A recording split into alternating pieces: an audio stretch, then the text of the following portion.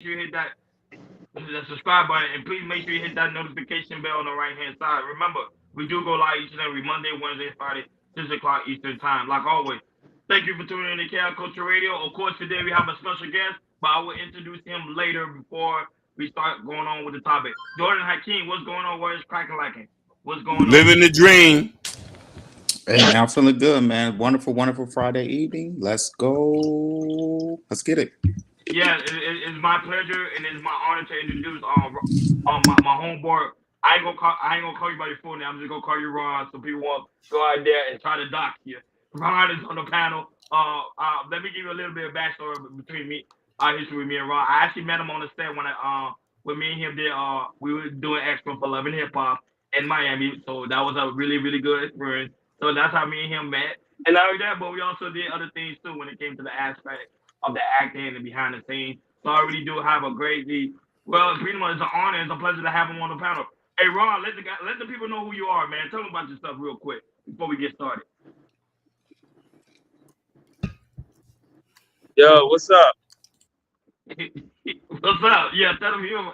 I know this is your first time. I know it's kind of nerve wracking, but it's nothing to be nervous about. So yeah, tell the people about yourself, Ron. Tell them a little bit of things. Tell them if you have any like a YouTube channel, Instagram, anything you're trying to start up.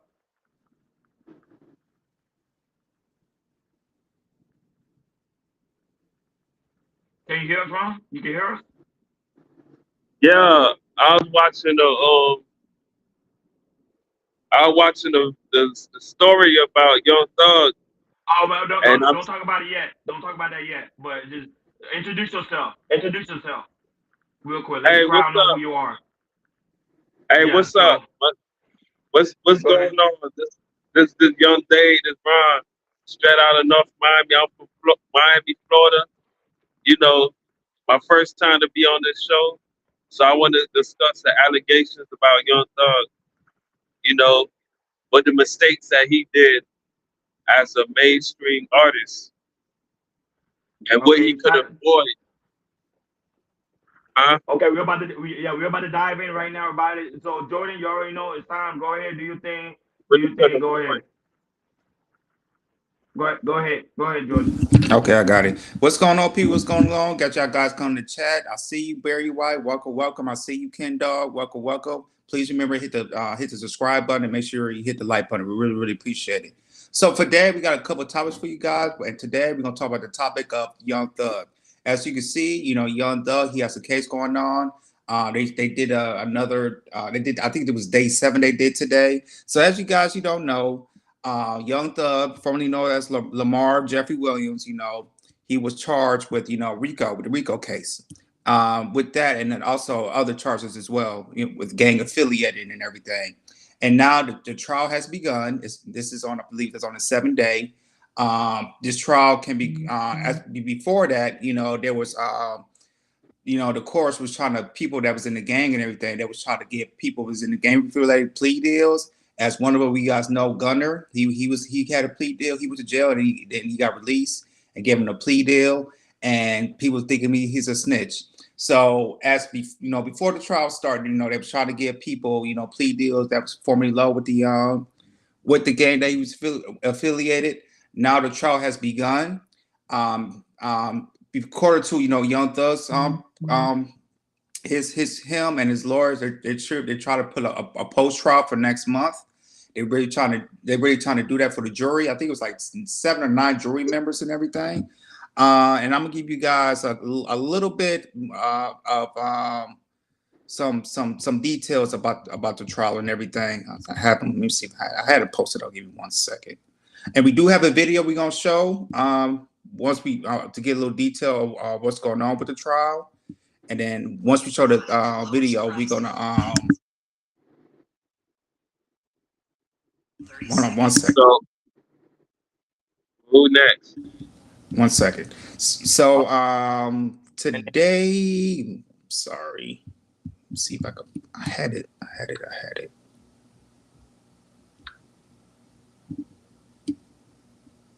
Oh, and also there was the the prosecutor trying to use. They're trying to use his rap lyrics as well of him saying some of his They black using person his that we do in lyrics. real life as well. So Hakeem, go ahead and play the video, and after that we're gonna chop it up. Go ahead, Hakeem.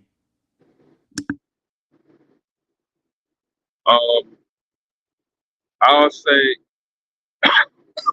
Oh, hold on, Ron. Hold on. We're gonna play. We have a video that's goes. We're gonna show details of it. Then you can speak your piece once you play the video. all right, play the video. Okay. Yeah.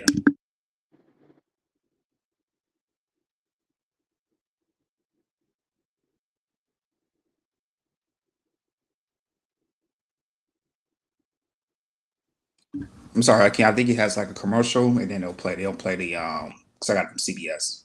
Yeah, and shout out to make sure as you walk in, make sure you hit that like button. If you go on Facebook, make sure you hit that like button as well. And also, if you watch the replay, also make sure you hit the like button as well, or even a dislike. Just make sure you hit something. Exactly. Make sure you hit the like button.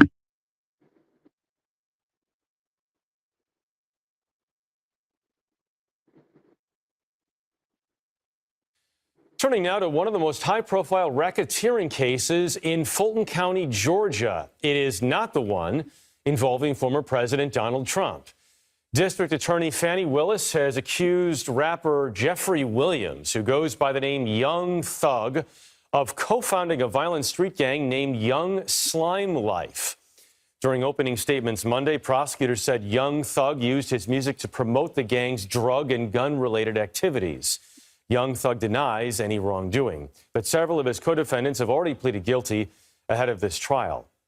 For more, let's bring in Noah Pines. He's a partner at the Atlanta-based law firm Ross and Pines. Noah, thanks for your time. As we said, the second most famous racketeering case in Fulton County, Georgia, but one a lot of people are paying attention to.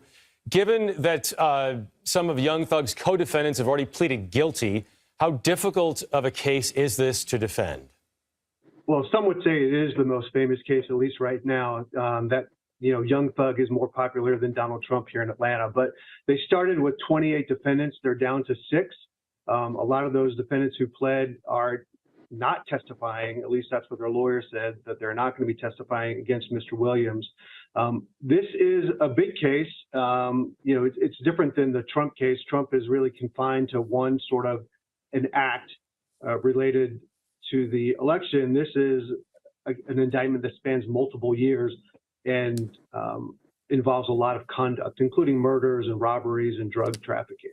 So, no, what do they say he did?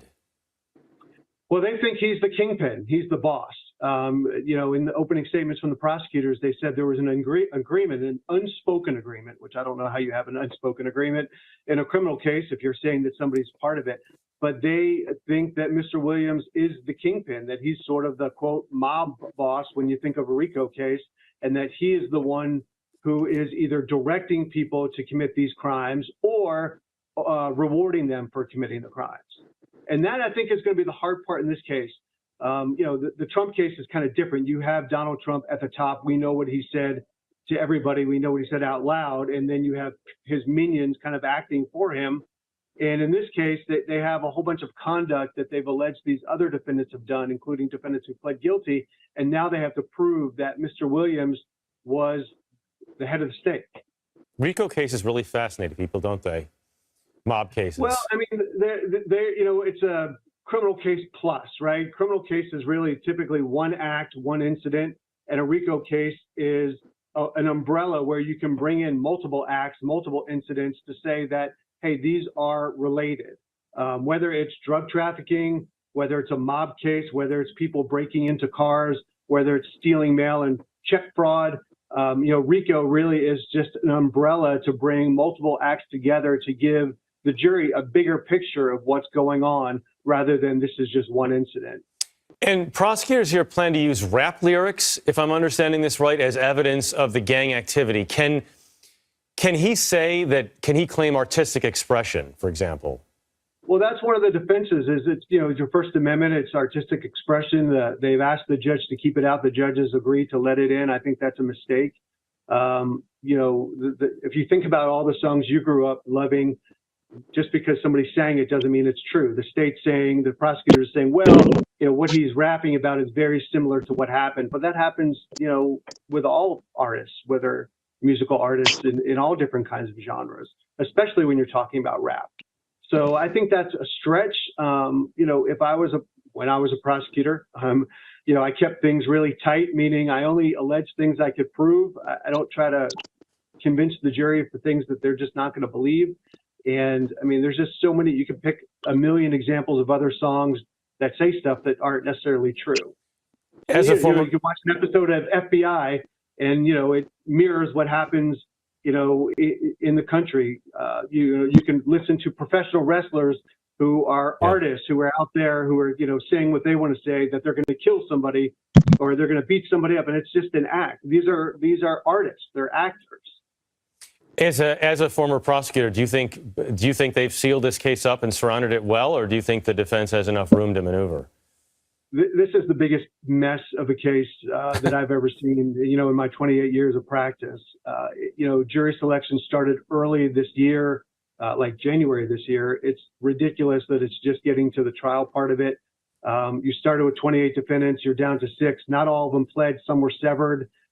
This case has been a mess. And if you watched any of the opening statements today, I mean, there were interruptions, there was a motion for mistrial. The judge is getting, his patience is tested. And these are smart defense lawyers, and they are going to do everything they can, not only to win this case, but to set up appellate issues. God forbid that their clients get convicted. These are really, really smart lawyers on the defense side. Interesting. No, if you say it's the biggest RICO case in Fulton County, I believe you. So not going to argue with you. It is of today. We We'll appreciate see how your Trump time. pans out. I've got my own thoughts about that. You can have me back when that comes, but I think that case will be way smaller when the time comes. Very good. All right, Noah, thanks again. Thank you. So there you go. That's the update of what's going on, Young Thug and Ron, man. Go ahead, man. What's your piece on it? What's your take?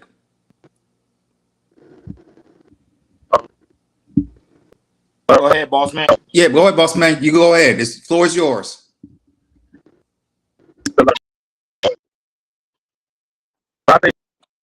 Yeah, go ahead.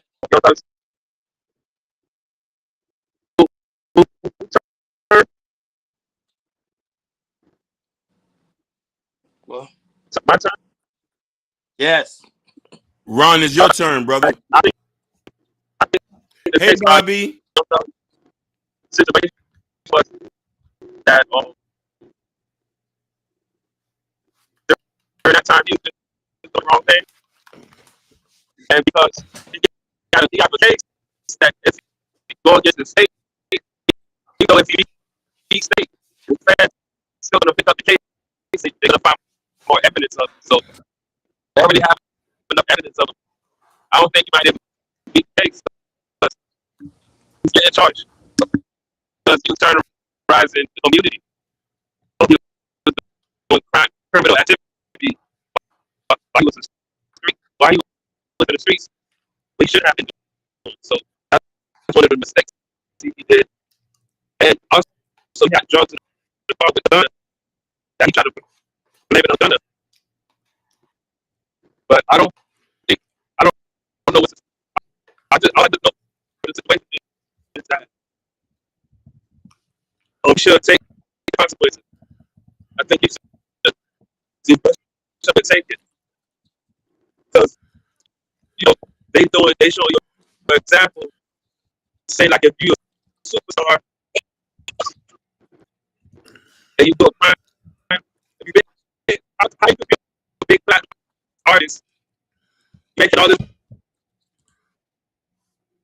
people do some dumb stuff. And I don't get it. Hey, Ron. You got all this wealth and money. Yo, He just wasted it. Ron, your mic is choppy. Come, log out and come back in. Log out and come back in. Your mic is choppy. Log out and come back in. Leave and come back. Hear me? Yeah. No, leave and come back.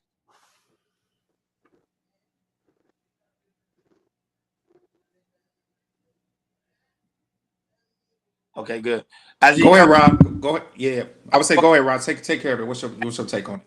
Yeah, His folks. I know he's breaking up really bad, so I told him to leave and come back. When he come back, he'll explain his situation over again. So the situation was transpired with Young Thug.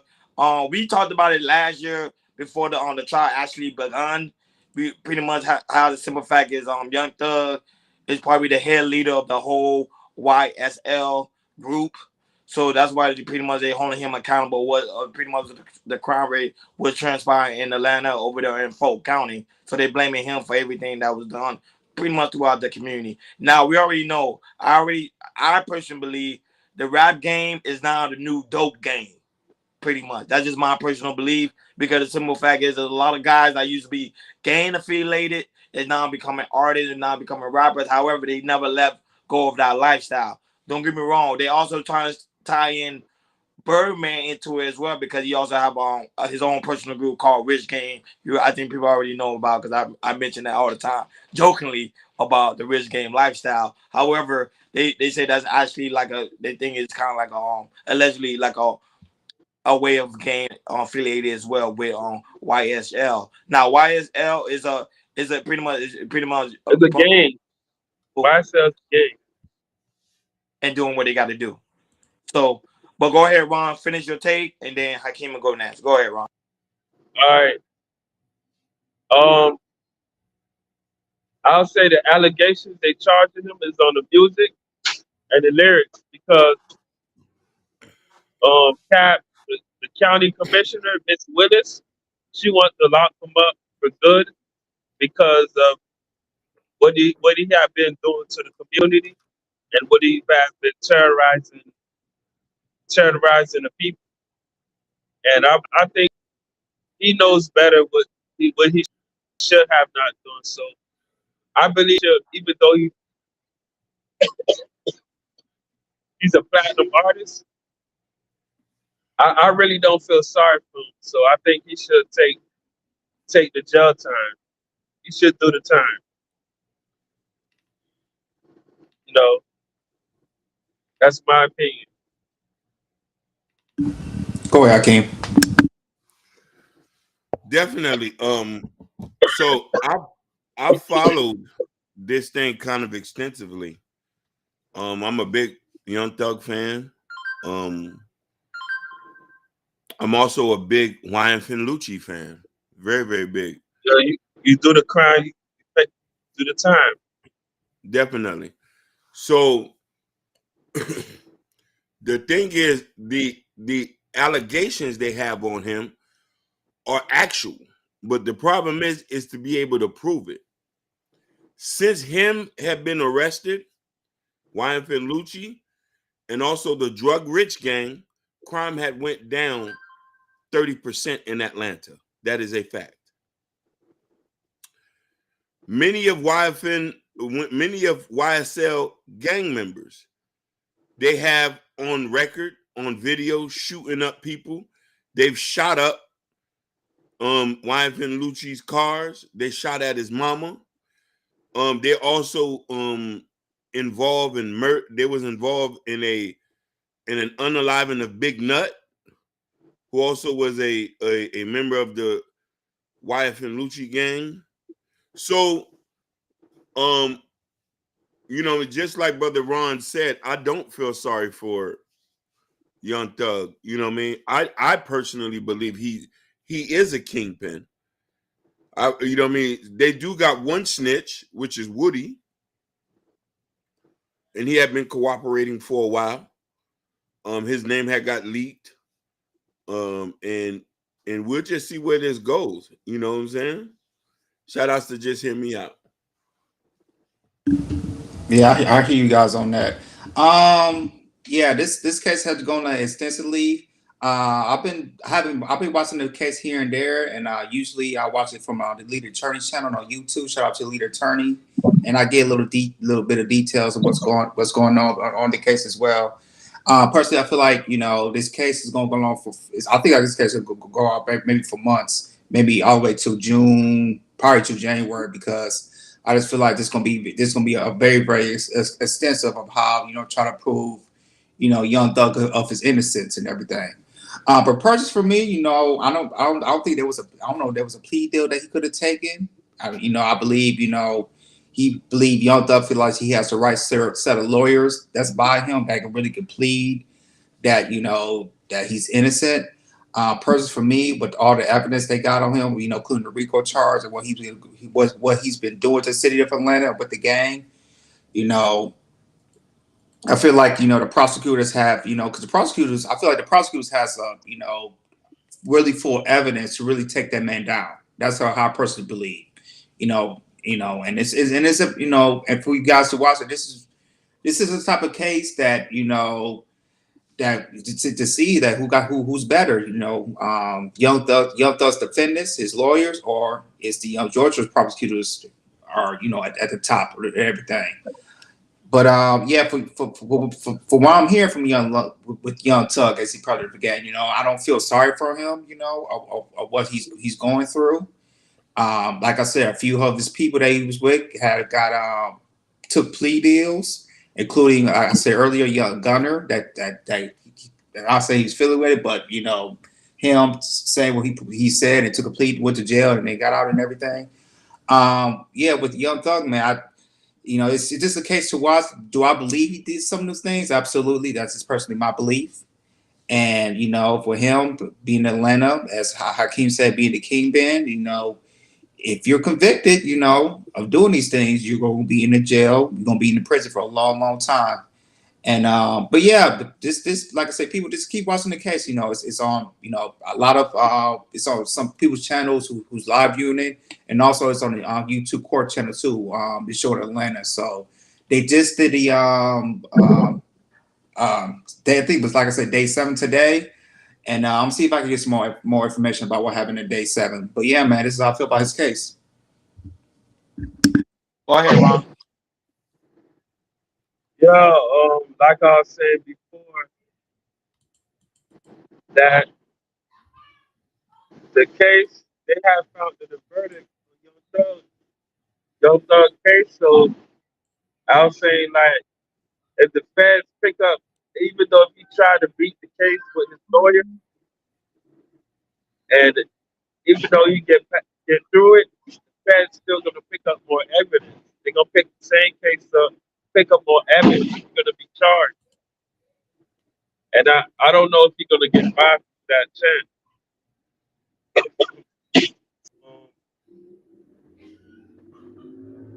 Still he got a long term run to fight. So it's been like his first lawyer, he lost the case the first week. So they coming back saying that they found more evidence of him. He was in a car when he was driving, he was following this Caucasian lady. And she said that he approached her and he didn't do anything, but she felt kind of scared. It's a video. If you look for it, you'll see it through the trial. And they want her, or the prosecutors, to see if they want her to see what he did. So I believe that they already found evidence on him, and I'm not sure if he's gonna win the case. So they found evidence on him, and they're using his music against him. Like Miss Willis, she want him locked up, so he getting charged with his music. So they trying to say the music is threatening, is bad to the community. So they charging him with as a crime. So I guess that he gonna be. I guess I believe it. I think he's not gonna be able to beat this case. In my words, my word of mine. I'm not gonna lie. I kind of disagree with you guys. I think he is. Yeah, I think it's going on right now. They found more evidence of it, so it's gonna be a long trial. So he's not gonna be able to beat it. No, I kind of disagree. Guys, because this is a prime example. You have someone like prime example like Kodak Black who beat his case because Trump pardoned him, and you saw the end result with that. Kodak Black just recently just got arrested. Oh, Yeah. hey, boy, stop it. Hey, we're gonna buy with that. Hey, wrong, Mike. Hold on. So Hold on. One moment.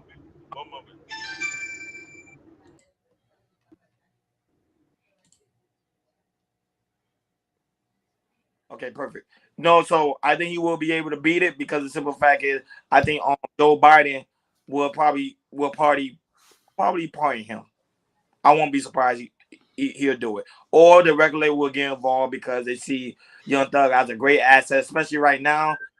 Now his catalog is right now selling because people are buying his music just because of this trial. Charge me how game. I like. I was gonna say, hey, Bronny, I was gonna say I will be shocked if Joe Biden, if Waluigi is found guilty, he goes to jail. I'll be shocked with Joe Biden pardon him. I won't be shocked. I'll be shocked because they understand people right now. This is what this is what pretty much the community needs. They need a guy like Young Thug because the community praise a guy like Young Thug. You think they're gonna lock a guy like Young Thug up? No. Go ahead, Hakeem. Hey, what did Jabari mean therapy? The drink, the cough medicine. The cough medicine. All right, that was it. Jabari crazy, man. Yeah, he threw me off with that. Jackie is the most crazy of the DB. And shout out to Vibe, Big Heavy Podcast, and shout out to Happy as well. Right now, Happy right now is doing a fundraiser where she for a lot of people, because during the holidays a lot of people have a difficult time. So Happy right now she's going around saying people, hey, hit her up on the Instagram. I Happy. I'm gonna put her Instagram in the chat. Hit her up if you want to donate for the people of cause in New York. So she's doing a good thing for the holiday for people that's not able to buy food, clothes, or even toys. So shout out for Happy for that. Really do greatly appreciate it. Go ahead, Hakeem. Yeah, so for me, for somebody who's been in the streets, and I've seen guys been arrested, and I know guys who got caught up in RICO and got caught up in that RICO statutes here and out of state. You know what I mean? When they get you, they got you. You feel me? And they usually don't get you for no reason. And I want people to know that. And this is why it's important that we stay in kids' lives and not let rap music be role models to them. Because these are not role models. They're degenerates. You know what I mean? These are not Malcolm X's, Martin Luther King's. They, you know what I mean? They'll destroy the neighborhood and try to build it back up with turkeys. Yeah. And book bag giveaways. You feel me? When the people who's actually doing the work, they're never getting no recognition. And that just says a lot about our community, what we value and what we value as role models and what we value as people. So and it's important when we not to differentiate that. And I say this, Hakeem, not just, in our Black community, but, like I said, not just, Black community listen to rap, a lot of white people and Hispanic listen to rap too. And the thing is, it's like when they listen to lyrics like that, they be thinking like it's purely entertainment. And when they think it's purely entertainment and they see, Young Thug's in jail, like what Ronnie was saying earlier, people, Ronnie think it's innocent, but I feel like, other fans, that's in the white community, Hispanic community, thinking of him saying, lyrics and everything, or do what he's doing is pure entertainment, and he's going to jail. A lot of people would say that he's innocent.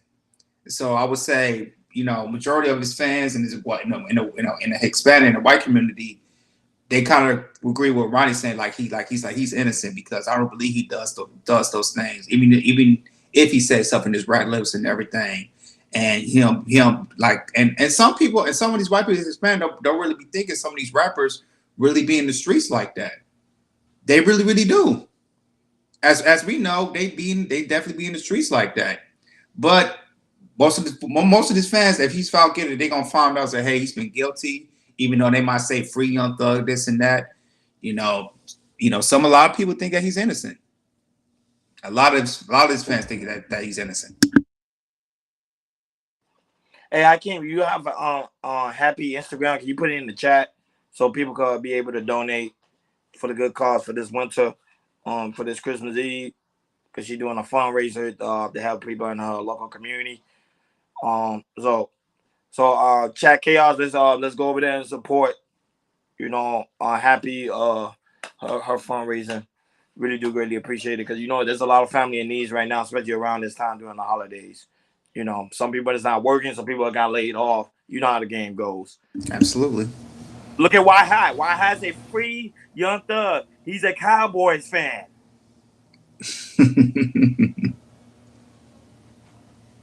But Oh, you on mute, Hakeem? you're on mute, Hakeem. Oh yeah. Tell Happy she needs to put a link in the description. How are we gonna donate? There's no link in her description.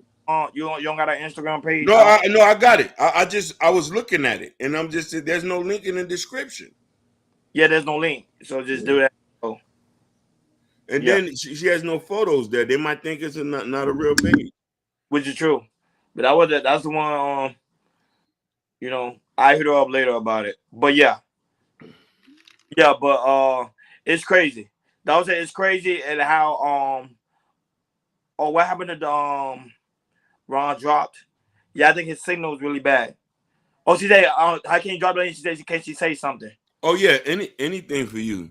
Yeah, yes. Yeah, talk. Yeah, listen, please. listen. Right now. Anything for my queen from Queens. Go ahead. Good thing she's in the chat so she can explain more for the people. And how can you highlight her like anything for my queen from Queens? Even though I don't even know what she looks like, but I know in my mind she's beautiful. Yeah. So my queen. She in the back, no? So this is break. Just so she can explain her calls. And then we'll resume.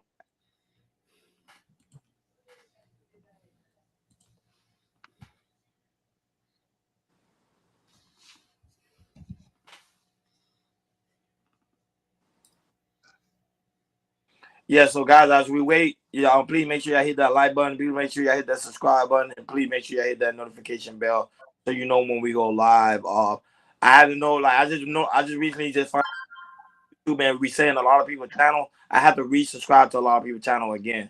So guys, please make sure y'all What's good, Gore? We see you, baby. We see you. Shout out to Gore. Shout out to Gore. All right, man. Nice meeting y'all guys. Y'all have a great weekend. You too, Ronald. Thank you for coming by. Thank you for coming. All right, thank you, man. Appreciate you. Thank you. You're welcome. Have a nice meeting y'all guys. Yes, sir. Anyway. Sorry, now I'll talk to you later, big dog. All right. Yeah, go ahead, Happy. Hi guys, hi everybody. Hey. No, I want to say that I personally wasn't like the one taking all the funds or whatever, like that. What it was for though, and it's not just my community, it was actually for the YouTube community, for our space. Those were the families we are targeting. You know what I mean? We want to help the people here in our space. Do you get what I'm saying? Mute that. Yeah, please. Mute that. We just want to hear your voice, not ours in the back. Oh, my bad. Okay, so I didn't realize. No, but I wanted you to know that the messaging my Instagram was just for the people who may be in need of a little extra cheer this year. That's what my Instagram was for, so that the people who may need a little more cheer this year, you know, they message me in my inbox. No, that's fair. No, there's nothing wrong with that. I just want to bring the awareness out there because you know everybody needs a cheer around, especially around this holiday. So yes, absolutely. So that's why I told Hakeem we put the. But Hakeem, the problem is because your Instagram is only like a. It seemed like because there's no picture there, it seemed like it might be a fraudulent page. So I don't know. Okay. Yeah. Okay. So there's no it has picture. like a picture of like the live thingies. Yeah, so do the live or try to put some form of picture so people will Yeah, know. because here's the thing: if we share the link, they're gonna say, "Who is this?" That's the only reason why. Because No, what I'm saying is, but they're to go there to send a message if they may be in need of. Okay, so how could I put it? I'm not doing the fundraising on my Instagram page, is what I'm saying. The Instagram page is just so they can message me in case they may be in need of help. Yeah, but how You can I? know, okay, you want them to message you. The only thing is, if we promote this to people who are not in the space, Correct. you know what I mean? Like, who would they know who they're talking to? okay. So what picture should I put up? No, I'm just gonna find like a picture of a heart or something, or I'm just gonna put happy in the name. I really don't. I do. We'll talk about more in the back, but we'll talk about it in the back. Yeah, that's what I wanted to know. But I just wanted people to know that, you know, when they click the link to my Instagram, you know, message me to you know, if you get what I'm saying, with the info for that. And everybody will remain anonymous and things like that. Sounds good. But we'll talk more. Thank you so much, guys. So anytime, Thank happy. you. Anything you need for us, let us know. You know we got you. I appreciate you guys. Peace. Thanks. So Jordan, we could go ahead. You know, this topic Friday, so we Okay, we got another topic, and I add a third topic to you, Hakeem. I sent it to the direct message. So we're done with the Young Thug. As you guys, we want to know if you want to watch it. It's on Courts and Laws, their YouTube channel, and also if you want to watch from the attorney channel, he shows it from time to time of the case as well. So, like I said, if you guys want to continue watching the case, it's an open book. It's all you watch on your televisions as well. So there you guys go. Okay, our second topic, and this happened yesterday. So apparently, yes, this happened in Georgia. A woman suspected. She went into former Dr. Martin Luther King's home. Well, not his home, but his where he grew up at. This woman broke into her work. She got arrested. She was attempting to try to burn down the birth of Martin Luther King. We do have a video we're going to show you guys. So according to Fox Atlanta, early Friday, Atlanta police identified the suspect as a 26-year-old Lanisha Henderson. She was booked into Fulton County Jail and has been charged with arson and second degree and interfering with government property. Federal charges could be possible as the home is a federal property. The father of the suspect said that she was a veteran who was having mental health episodes at the time, and she's a veteran as well. And they had been attempting to find her for the past 2 days. The King Center released a statement after the King Center released a statement after the incident and said, "Fortunately, the attempt was unsuccessful thanks to the brave people, Good Samaritans, and the quick response of law enforcement. We thank Atlanta Police Department, Fire Department, and the National Park Service. Mayor Andre Dickinson for leading the efforts and ensure the safety of the national landmark is nice and safe." So go ahead, Hakeem, play the video. After that, we're gonna chop it up.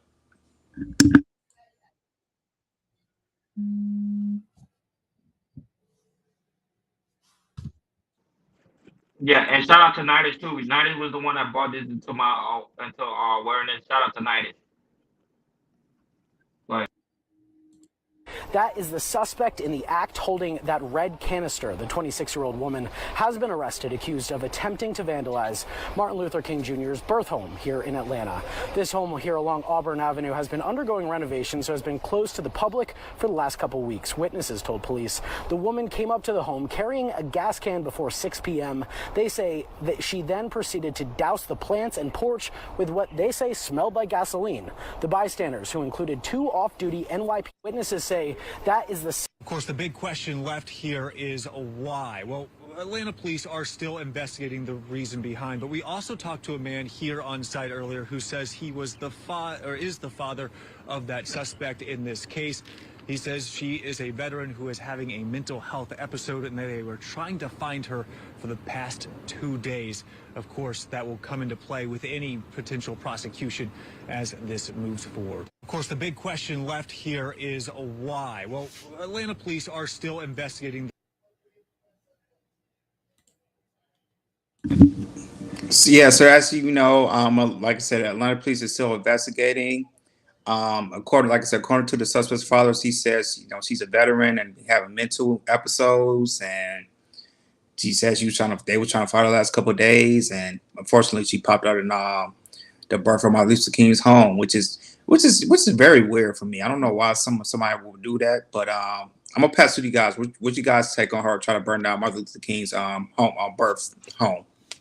Hey, Jabari, when I heard about this case, I ain't gonna lie, it broke my heart a little bit too, because I would say shout out to Nidish, because I started on his channel. He brought the awareness because somebody told him about it, and I was shocked. Because mind you, and this is my issue with the whole situation. Because they saying it was a mental health issue, they're gonna sweep it underneath the rug. But let's say it was a white man that did it, would have did the same thing? That's the question that we all need. That's the question that we all need to ask. If a white man would have did it, would they say it would have been a mental health issue, or it would have been a immediate outcry and say, "Yo, we gotta prosecute this white man because what he did is totally wrong." Now, don't get me wrong, she is a sister. So I'm gonna try to take it easy on her, but come on now, come on, for real. So even though I may have mixed emotion or how I feel about Dr. Martin Luther King, I won't even do things like that. You get what I'm saying? So even a regular person won't even do things like that, because we understand how he really, even though people may dislike him, he still impacted the Black community, whether we may like it or not. Hakeem, would they do that to Honorable Elijah Muhammad home? No, they would have never got close. Exactly. The Muslims ain't playing. Mm-hmm. Go ahead, King. So the bigger question is the underlying thing that we still take for granted in this society, that people out here do have mental issues. For whatever reason that draw her to go to Martin Luther King's home, who cares about his past? But for you to want to burn down an historic legend. And she looked like she could be no older than 20-something, 25. She's 26. 26, where, you had to read about him, do this. And this is why it's so important to go check on your peoples, because these things like this happen. Luckily, she's not going to get nothing because they caught her before the act. She'll barely do a month in jail, if that, and get sent to a psychiatric thing. But the thing is, people start to get, when they got these mental, they start to have these radical ideas and start to do things that does not make sense. So it's important to check on your peoples. You feel me? Make sure they're okay. If you hear something that doesn't sound okay, don't be scared to be like, hey, we're going to have to get him wrapped up. They might hate you. You know what I mean? If they was trying to get her medical help, they probably didn't want to tie her down. Sometimes you got to do that to make sure your peoples are straight. Yeah, when I first heard the story, man, I thought it was somebody white. I ain't gonna lie. Until we saw who it was, I thought, yeah, like what the hell? Like somebody from the white supremacist, somebody would do that. That's the first thing I would think of. But when I hear a black woman doing it, I'm like, it was shocking. It was very, very shocking. And now hearing the details of, she suffered mental illness. We don't know what type of mental illness as well. And she says she's a veteran. So, like I said, I do want to know more information about her and everything, because if the case she has mental health, I just feel like, the family should have done a better job of, try to give her some help if she needed it. If the father says, she's, not mentally stable. Yeah, it's just very unethical. It's just very, this is crazy to me. Like I said, you know what? Maybe a woman passed, a monument house as in, Dr. Martin Luther King, and we're just thinking about burning a house down, particularly that house. It sounds like maybe somebody paid her, because I'm not saying it's true, but I know they say she has mental health. But I'm also thinking it's like maybe somebody was maybe try to pay her to maybe burn a house down too. I won't be surprised if that come out as well, because you know, you just not burn down somebody like a regular house. You burn down the birth of Dr. Martin Luther King, which is federally owned, and that she got charged with. She got charged with federal charges and everything. Mhm. So, you know, I do want to know more information about it and everything. You know, more about, you know, it's definitely her mental health. Mental health. You know, hopefully the family can speak out. If she got any siblings, you know, maybe her dad will speak out a little bit more. It's just like I just want to know more information, because I just need more information. But what she did, man, man, I hope she get that jail time, because that's not right, you know. And she know that she wasn't right and everything. But yeah, man, that's just a crazy story to hear. And yeah, man, she got the charges, man. You can't beat that because they got you on video. It's not like got you on video. They definitely got you on video with the gasoline and pouring gasoline around the house, and you looks like you about to lit it up and everything. Also, the witnesses as well. So you're guilty, man. You're guilty because we got video and you got witnesses. So that's it. But anyway, mental health, you know, hopefully she get evaluated and get she help she needs.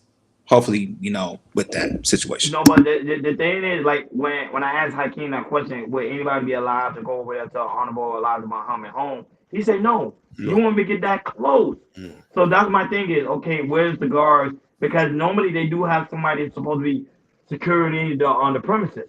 Normally. Because I've been there. I know Hakeem been there, Jordan. I know you probably been there numerous of times. So we know how it is. You know they have security guards. How come this particular night there was nobody there? And then luckily, the people that those police officers that was on vacation from New York City didn't catch her, that house would have been burned down. Legacy gone. And then people get mad why black people don't need legacy. That's the reason why, because they burned the shit down. Makes no sense. Go ahead again. You have a 100 point, and I see what the point you're getting at. There should have been security at all times over there, making sure that's straight. But this is how we view our national heroes. The Muslims, you're gonna die before you get there. You need to go read about what happened when the Chicago police tried to get up in the mosque, what couple years back, and the Muslims had handled that. You're not getting to Minister Farrakhan's house. You're not going to anything that has to do with any of these things without no issue. The black Muslims ain't playing that. You know I'm gonna say as Hakeem this, you know, a lot of some of these, I hate to say this, but this is true. You know how this generation, they would disrespect some of our people too. Mm-hmm. You remember about So, B. Simone? You remember what B. Simone said about Martin Luther King? Correct. Being We in a different, and we're in a different generation of some of our black women. I'm sorry to say that will disrespect our people. Mm-hmm. Like our as you would say, maybe our great black leaders of the United States. And this generation here, is something different, man. It's like they don't respect it. It's like they don't respect their elders. I'll give you another point I saw today with Gorilla. You know, she was trending about she don't listen to older people. You know, she said I was born in 1999 and everything, and she don't care about listening to older people and everything. Our generation here is different, yo. Some of these young kids in their 20s, I'll say in their mid-20s and lower 20s, I don't know how they don't. It's like they don't respect what the elders have done in the past, or what they're trying to get any wisdom from. And we got to change that, man. And we need to be very, very strong about what's going on, because if you're gonna put a hold into it, there's gonna be a lot of our black women and black boys gonna be disrespecting the elders, and we cannot tolerate that. Period. Man, shout out to Angel and Nicole. My Cowboy lady friend is here. Shout out to you, sweetheart. She's here. Welcome, cowgirl. Well, we have our little beef because she's around 49 and she's cowboy. Yeah, so yeah, I want to tell Hakeem, there's some people actually weighing in their thoughts in the chaos chat. I don't know if you want to highlight it. We have Why High said something, and we also have Barry White saying something as well.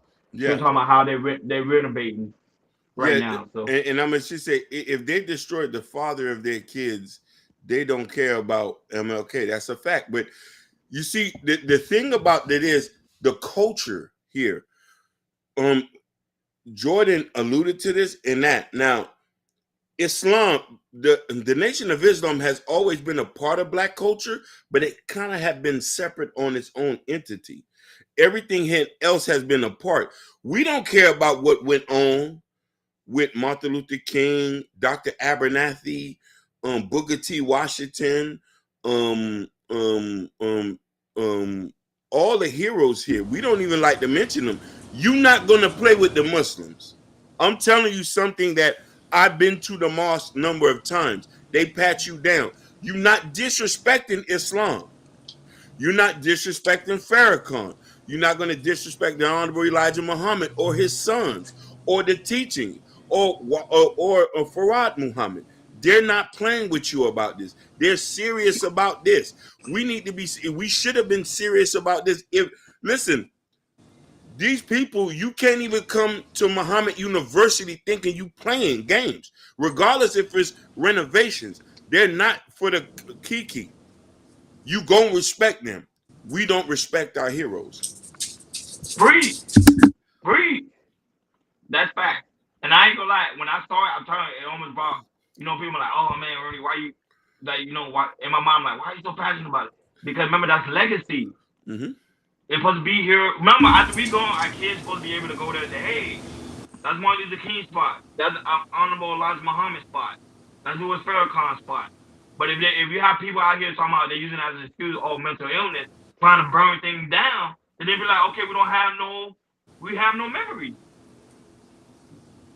Exactly, and that's why I feel like the story is not seeming right, because, like I said, the father said, she be having mental illness.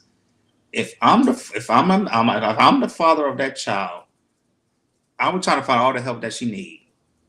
I agree. I don't think that father's just and my thing is, it's like I don't think the father. I think the father. There's something wrong here. I really feel something wrong here, because if I'm that father, I would have said, hey, I'm gonna help my child and everything that she needs and everything, because I feel like the father wasn't doing his job.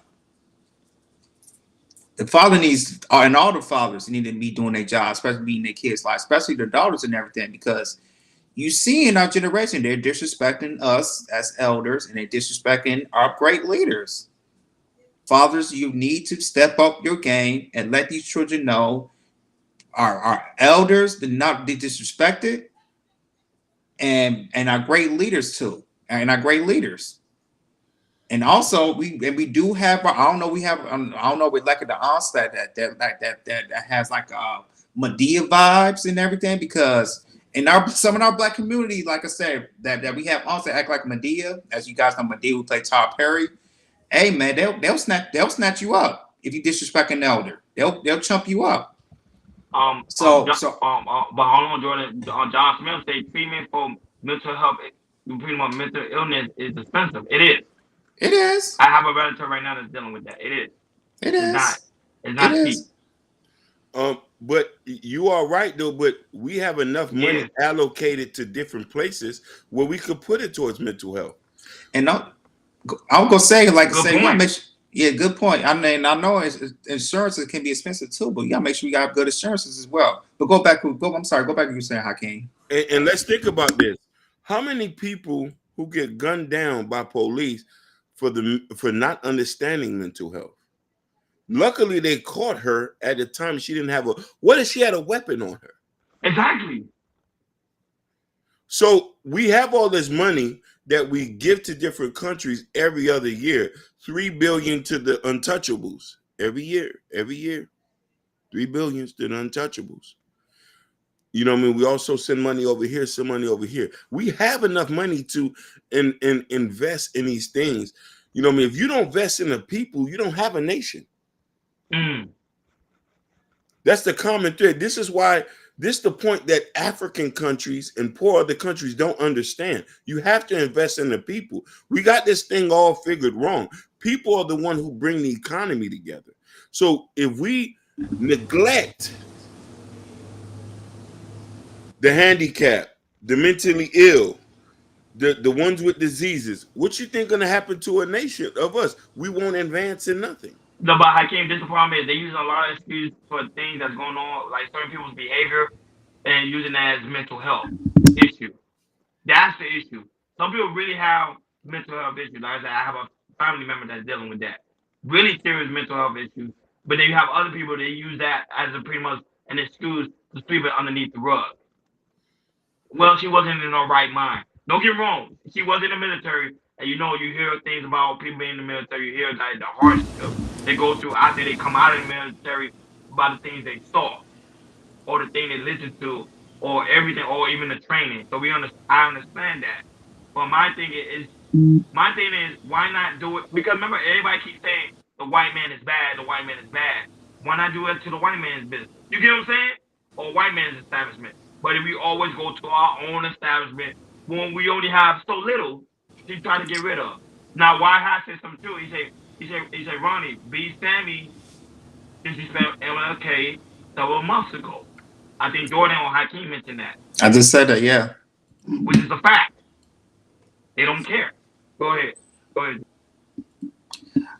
Yeah. This is very important, you know, just to keep be investments. And the thing is, we don't have. You can say this in the dressing room. We don't have any black leaders out here too. No. We have very to zero. I can't even name one. And to be a great leader and to be a leader in general, you got to get back and help your community. And the thing is, we don't have any leadership with that. And so this is why we see the state of the state in our black community today is we don't invest, but we need to invest. And in order to to invest, we have to come together and be leaders. But it's a lack of leadership, especially in our men's side. It's a lack of leadership. Jabari has a good point. He said, "Who say the father's not helping though? She is a mental case. I don't care what a father you are, you're defeated when it comes to that." I do agree with that. And that's the thing about Jabari. I need more information. Yeah, because it's something's not right. It's only you only get like 20% of what the father is saying. I need more information of, like I said, if she's a vet, well, she was in the Army, well, she was in the Marines, well, she was in the Air Force and everything, if she's mentally ill, what did she did that call her, kind of traumatized her to get her to the mental health and everything. I just needed more information because I only got 20%. I can't really do another 20%. I just need more information. Yeah, more information gonna come out, and I guarantee you, Martin Luther King kids will speak out on it. And not only that, but Barry White said something true. Was Barry White, aka Happy? She mentioned the fact is they are renovating the spot.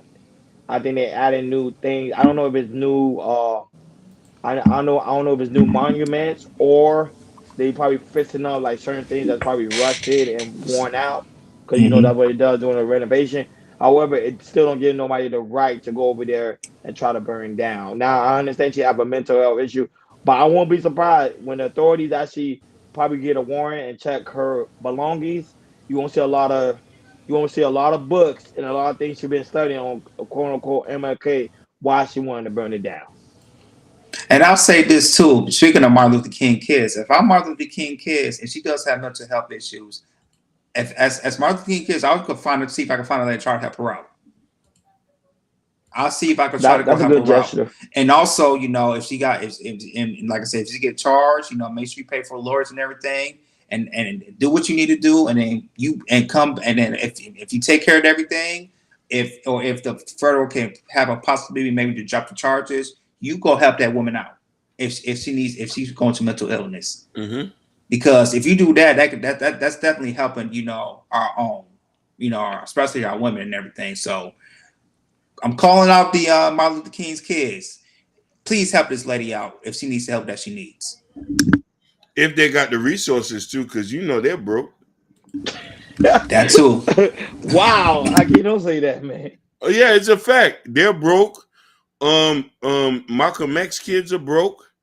Maybe the oldest one, I think she's like a lawyer or something, but a lot of Yeah, them she's are a not. lawyer. I think she got several books. I think. Yeah, a lot of them are not financially inclined. We don't even take care of our heroes' kids. We don't give a F about them. Mm. You know what I mean? We feed our heroes' kids to the world like scraps to a dog. We don't care none about the greatness that we're able to live and do that. There's certain people you ain't gonna mess with about they hero. Yeah, Them that's a Hispanic fact. boys, Yeah. them Hispanic boys disrespect one of their leaders or disrespect one of their ideologies. You're Yeah. gonna get it. Just like Islam, the Arab Yep. disrespect Muhammad, you might not be here tomorrow. And I think that was it. I think the black culture need a culture change, Yeah. and especially in our way of a mentality as well. But this is my question for you guys. Let's say it was a black man that did it. Will he got the same treatment?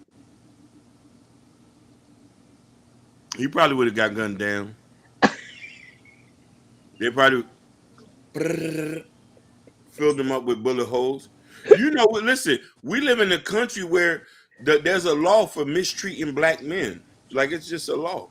It's an unspoken law. You got to beat them, club them down, pump them up with bullets, drag them on the street. You know what I mean? Let their flesh cook like bacon. Oh, You ain't gonna do that to me. I'm gonna die for mine. that's a hard thing. Jordan, what your take on that? What do you think? If it was a No, black man in this case. he probably, I would agree, he probably was shut down. So if Yeah. they would have called, they probably brought SWAT or somebody. Hey, And they think about he got gasoline. Oh, he's gonna blow this house up. Take him down. You see, they got a guy for a random traffic stop, and they was pumping him up with votes with that stun gun. Oh Lord! Mm-hmm. All you hear is the cries of black men when the police pulls it. Oh Lord, please don't stop it, mama. That's all you gonna hear. You gonna hear more black men call for mama. Why I have a message for you, Hakeem. Yeah. He said, Hakeem, parents to teach kids how to fish. Why how you Facts. sound like why how saying that I could tell you an older person. Only an older conservative man would say something like that. Teach him how to fish. That's a Booker T. Washington statement, and so much. That's all he ever talked about. Yeah, 'cause remember fishing, it teach you patience. Mm-hmm. It teach you persistence. It teach you it teach you so much with fishing. And communicate conversations. Yeah, conversation, communication. It teach you time. Mm-hmm.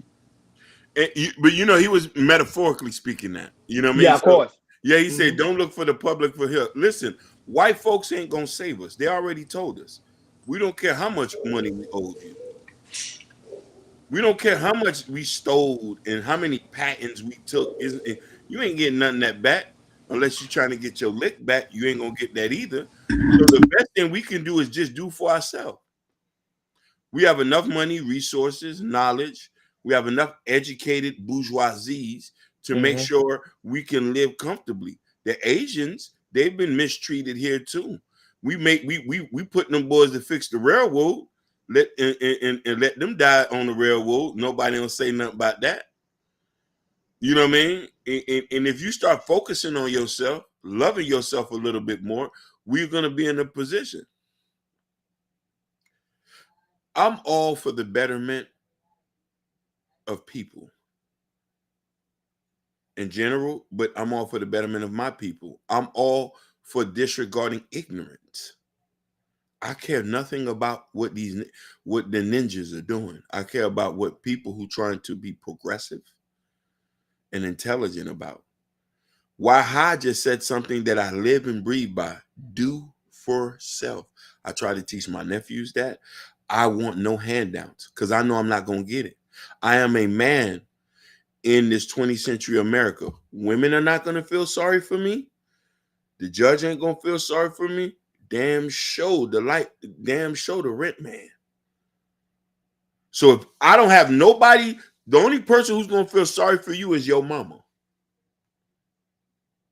That's the only person who's going to feel sorry for you. Everybody else don't care. So what did that leave you, man? But not even, because sometimes the mama would kick you out at the age of 18. So you better go out there and live. Yeah, no, definitely. So That's a fact.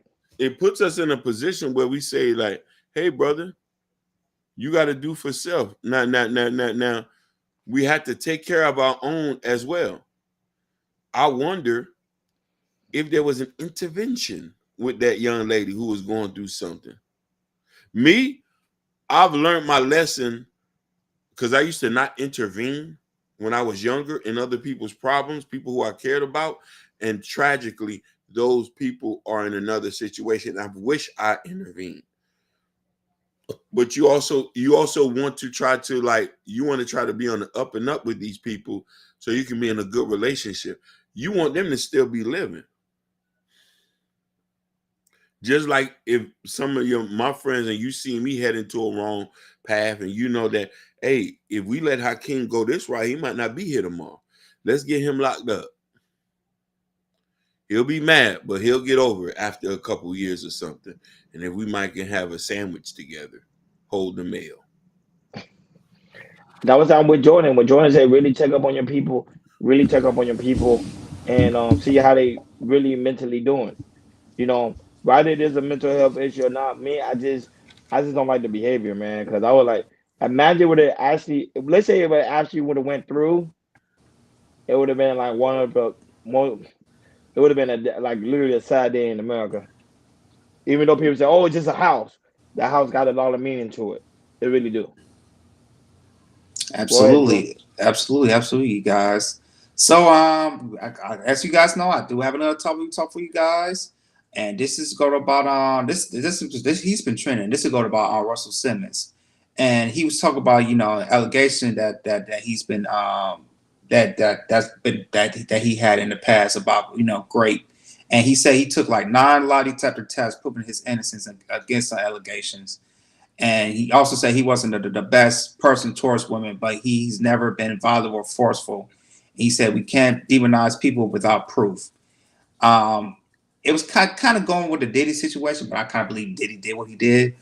But yeah, this went viral. So go ahead, Hakeem, I did send it to you. After that, we're gonna chop it up with Russell Simmons, where he was talking about him with allegations. 9 lie detector tests. People don't know that. 9 separate. 7 from the chairman of the Polygraph Association.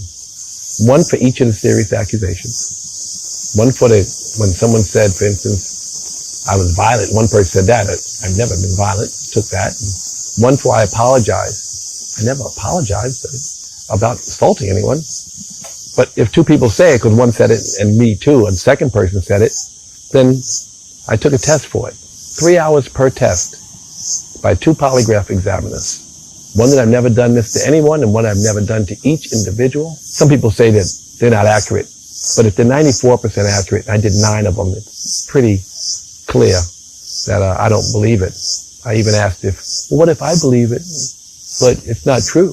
He said, your subconscious will get you. I said, I don't know how true that is, but that's what was told to me by the chairman of the Polygraph Association. He was filmed, by the way, talking about this, so there's footage available. No one in the mainstream would cover that. Why do you think that is? There's a narrative. Which is what? That we don't want to go backwards. We want to believe women. But women and celebrities may be in some cases a little different. But we don't want to not believe women. We have to believe women. We have to give them the benefit of the doubt, but we can't demonize people without proof either. Twitter cannot make a decision. I've never spoken to a policeman. I've never spoken to a judge about anything. So who's the judge and the jury here? Maybe you haven't lived in the real world. It's gray. No one's intentionally hurt anybody. It's a big difference. No one's pushed anybody, and being pushy is different from pushing someone. It's very gray. Rape is a strong allegation. And some of these stories were that you pinned women down. I mean, like bad stuff, either happened or it didn't, right? Yeah, it's a serious word, but I think they've changed the meaning. How so? Because I've never been violent to anybody. The rape is a violent crime. So it is a very serious somebody jumps out of bushes and rapes somebody, it's different, I think. So it's a different kind of recollection. I mean, so I don't think anybody's saying it was violent. Of course, I've been insensitive, but certainly I've never been forceful in any of my relationships.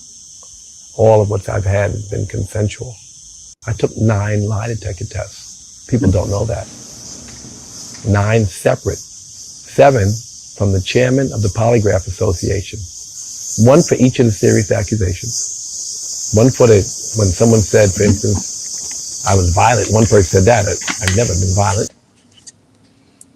So yeah, man. As you guys don't know, over the years, I think I could demonstrate to like 1991, I believe. There's been allegation of him with with assaulting women and everything. And so as you can see, when you, especially for a man, when you in that type of cases, as we saw with Diddy, once you in there with some type of sexual assault or anything, I'm sorry, guys. That court, like I said, they just believe, all men, like I said, all men, if you're in that hit with that assault, they just say, hey, you're guilty, especially the court public opinion, because court public opinion is hell. Especially if like a man like, Russell Simmons, thinking he said he passed, all the polygraph tests, meaning it's true, but still, there's still some people believe that he did it. So it shows you how, our society is. When somebody's convicted of something, you already guilty. If you pass, the lie detector test, you still might be still guilty. And that's how Russell Simmons was saying. I'm gonna pass with you guys. Start with you, Ronnie. What's your take about Russell Simmons said how he passed, lie detector test, but a lot of people feel like he's still guilty what he did with the allegations. Now, when it comes to now when it comes to the aspect of Russell Simmons, I'm gonna be like pretty much clear. Now, for him to do 9 polygraphic tests and to pass it at 94%, that's really damn good. The man is innocent. Yeah. Now, I know people say sometimes there's way for you to beat the test because it's based on your heart rate. Don't get me wrong. Russell is known for being a very, like you can see, a very calm, relaxed guy. Cause I think he's a Buddhist. If I'm not, I think he's a Buddhist or Hindu, one of them. And one thing about them, they teach you about the power of breathing and also the power of meditation and how to relax your body and relax your heartbeat. So that's probably why he probably beat the test. But in all honesty, I think he's pretty much a really honest guy, and I think he's telling the truth. Now, right now, Hakeem, where is he located now? He's somewhere in India, I think you say. Bali. He's in Bali, and you can see that this thing is still hunting him over there in Bali to this day. After him doing the test, after him clearing his name, and why I say something that was very powerful, he said, if he had failed, this would have made national news. So that means they knew he passed the test, they knew the man is clear, but because we live in a digital age with social media, you have Twitter, Instagram, Facebook, and also YouTube, they spin all these false allegations against him, and that's what's probably haunting him because he said, hey, at the end of the day, it's not true because I did what I needed to do, the probable causes to get my name cleared. So they know the truth, but yet they still want to use this quote unquote that I raped somebody, which is not true. And to me, I think P. Diddy need to do the same thing Russell did. Go ahead, do the test, clear your name, get out of the spotlight, because if not, this is gonna pretty much haunt you to pretty much forever. Go ahead, Hakeem. Definitely. Adrian Nicole said, drama and lies will always be louder than the truth. Unfortunately, with many cases, we may never know who really is telling the truth. Nicole, drop the Marco. You are so spot on. And mind you, she worded it in a way where she's not trying to discount what the women are going through, also not trying to overlook what the men are going through. It's just a perfectly crafted statement. She stole it from the Cowboys, basically. But let's look at it from a point. We're in an age where we hear of allegations, people get shot down, and they're gone. Businesses are lost. Not forgetting these people got kids. and these people got family members. These people got associates. And when an allegation gets going, it's over. Let's take Chingy for an example. Sydney Starr made up a lie. Actively lied on air and then went back and confirmed that, yeah, I was just playing. Messed up the man's career. Nobody wanted to work with him. Still to this day, nobody wanted to do it. They know it's a lie. And they don't want nothing to do with Chingy. So there's a lot of guys who have been accused of something and can't be exonerated. I've known people who's been accused and had to move out of town.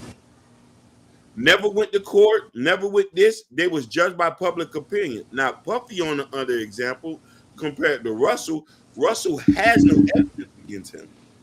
We've never known him for this. And here's the thing. People have came and spoke up for his thing and say, man, Russell's not that kind of guy. He's soaking wet $120. Who's he muscling? Puffy, on the other hand, if y'all go read the Cassie document, I read it. There were detailed statements, detailed occasions. She had gathered up information. You can't just file a civil lawsuit without having evidence. This is the reason why there's no civil lawsuit against Russell. All you hear is just accusation. Puffy has 2, 3, and listen here. The third victim of Puffy put it up a picture of her sitting on his lap while she was 17. Yep. Nobody has come to his defense. And nobody, he said extradition. Now, here's the thing. That doesn't mean, John Smith, what does extradition laws embody? You're right, but here's the funny thing a lot of people don't know. Russell has been back and forth from the U.S. on vacation. Where is he running? Listen, if the U.S. want to get you, they'll come get you. Let's just get this straight. No matter where you at, it's 2023. Some places extradition, they're getting you, fam. Even in Mexico, they don't round up a couple people in Mexico. They're not playing. So I don't think he's running. I think that these accusations do outcast people, and a lot of these women need to understand, like, if you're gonna go through this and we're gonna support you, please let this be 100% accurate, baby. Because when you do this, you're gonna have men resent you. We're not trying to not believe what women say. We do know there's perpetrators out here, but the problem is there's guys who are being accused, and when we look at the facts, it's like, but I got to give you a little bit of pushback. Just because a woman sat on his lap doesn't mean he did anything. that is true. That was saying false allegations. That was saying I think P. Diddy needs to do the test like Russell did. Go ahead, dude. I was saying that's why when the picture came out, Diddy, I did a short Diddy coming out, putting on Instagram speaking about, hey, I'm tired of y'all trying to get this money grab, and I'm going to fight this and make sure to put my innocence and everything, because when that picture came out, it could be true, but the thing is, it's not enough evidence. Maybe it is trying to money grab. But the thing is, because with these accusations, especially some celebrities, it could get so bad that, with some celebrities, like they don't want to live in America no more. They got to live somewhere. Right? You think, Russell Simmons in Bali. I don't think he's going to stay in Bali. I don't think he's going to come back to America because the allegations he's been having from the past couple of decades, he don't, like I say, it's unlikely. Like, he'll go, to America, maybe see his kids and everything. But other than that, I don't think he want to live in America no more. I'm gonna say, remember our late great Michael Jackson? Well, he was accused of allegations at the time. It started in early 90s and everything, and he had Johnny Cochran as a lawyer, and then Johnny Cochran said, "Hey man, you gotta pay this, you gotta pay him out, even though it might feather a little bit, you probably have to pay him off," and that's what Michael Jackson did. And then back in the early 2003, it was I remember he did a documentary with this one guy. And they did a full documentary on Michael Jackson, went to his, Neverland ranch and everything, traveled to Michael and everything. Come to find out, it was evidence of trying to, get Michael Jackson. They try to charge Michael Jackson again, and then they charged him. He had to go back to court. Found out he was innocent. It got so bad he had to move out of the country. We ain't heard from Michael for the last couple of years. That is true. Michael ain't no panic. Michael has never been there. He's just a space cadet. Right. And remember, but allegedly they say he had little boy sleeping in his bed, supposedly. But that's his issue. Yeah, and the thing is, it's like once he passed, I think it was a couple years later, one of the first accusers back in the 90s that he had to pay out. The accuser said, "Hey, Michael, they do nothing." He said, "I'm tired of living this lie." Yeah, I remember. Yeah, that's fact. Yeah, I'm tired of living this lie. This never happens to me. Now one of the dancers, trying to come out. And Michael been passed since 2009. There's another accuser that I guess he was a backup dancer for Michael or something like that, trying to get money and said Michael touched me when I was little. This man been dead since 2009. They still trying to go Michael and say and get Michael's money. Look at White High's comment from the Chaos chat. Chat Chaos. Look what he said. He said, the media have all the evidence on Don Giddy, but silencing not to piss off the Asian, the Australian media. Yeah, that's a fact. That's a fact. That's a fact. Listen, we pick and choose who we want who we want to vilify, and that's the biggest issue here. You know what I mean? You know what I'm saying? And this is why there's a witch hunt going on, and this is why it makes men, even me, scared to approach women, to come close to women, and to even try to say hello. And some people might think I'm a little bit standoffish. I'm just trying to protect. Would say, did you touch me? But Hakeem, it's gonna happen because remember, as this platform grows and we start getting more and more notoriety, we're gonna have to be more careful. Oh no, we talk to. Yeah, definitely. Listen, and a lot of people might not like this. If you come work here, your boyfriend or your daddy got to come in the studio with you every time. Yeah, because like I said, look what happened to Marcellus Raleigh, the former NFL player. He's in accusations and charge. Jamie Foxx, we talked about too.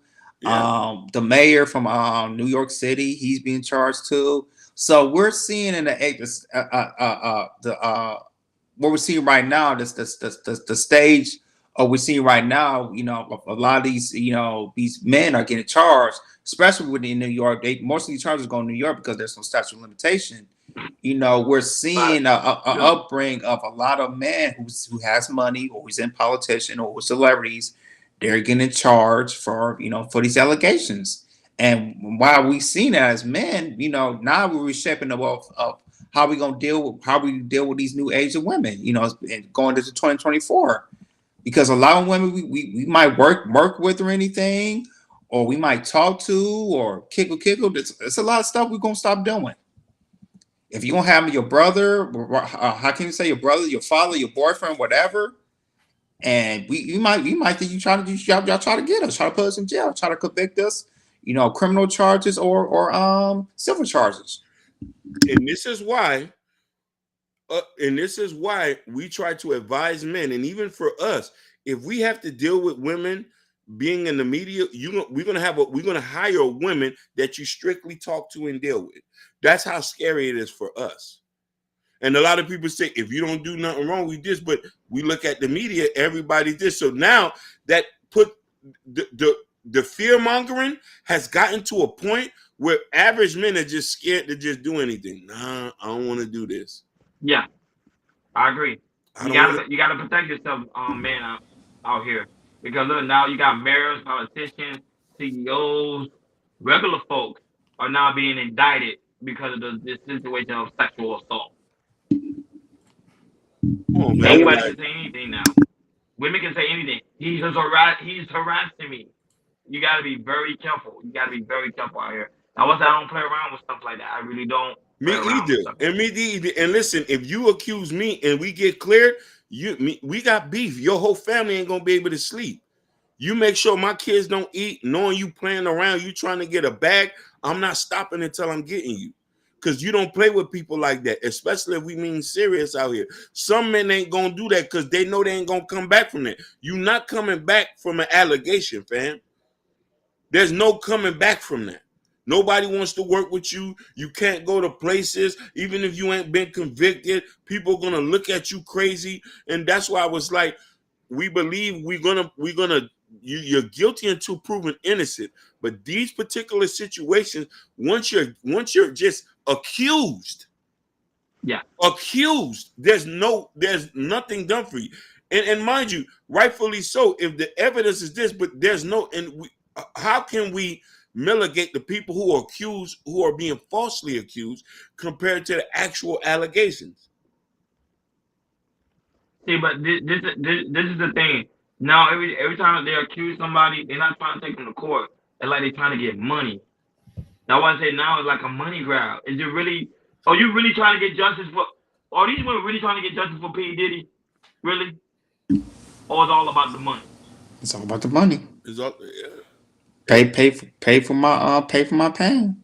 And I remember, I think I was the one that said, P. Diddy should have took it to trial. I don't think he should have paid cash. I kept saying that, like, I don't think he should have did it. But as soon as you would have paid, now everybody gonna come out of anywhere.